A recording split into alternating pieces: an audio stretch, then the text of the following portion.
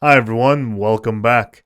In this video, we will take a look at a best practice and the destruction of button activities. Let's go to our machine editor for an example. In our last video, we placed the button press button activity into our menu machine state.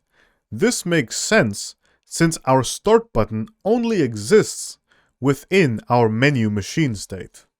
But what if we were to place the button press button activity in, say, the root machine state, since it is also active? Well, let's go ahead and do this.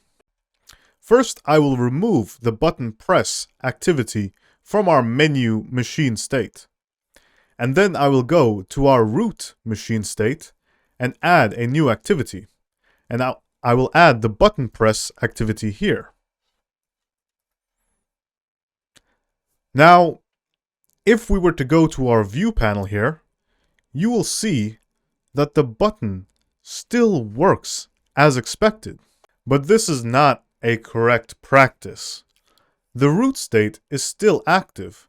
Therefore, the button press button activity is also still active, even though there is no start button to press, because we are actually in the game state as well, not the menu state.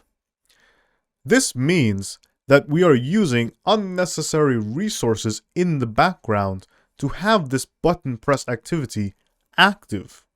This can also create complications of blocking UI where there is an invisible button that exists somewhere here. Additionally, it doesn't make sense to have the button press activity exist within the root state and in the game state, because the button press activity transitions us to the game state.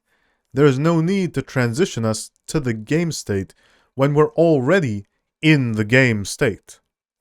So the best practice here would be to keep your button activities where they make sense and where their UI buttons exist. As previously mentioned in our event activities tutorial, the Quicksave Toolkit machine technology performs an automatic cleanup when we're transitioning between states. This means once we exit this menu state into our game state, this button press activity no longer is active and running. Therefore, we are not using any unnecessary resources as long as the state the activity exists within is not active. The Quicksave Toolkit's optimizations and best practices will ensure that your game runs smoothly and consistently for your players. I highly encourage that you follow these practices and make rational decisions when adding your activities to the machine editor.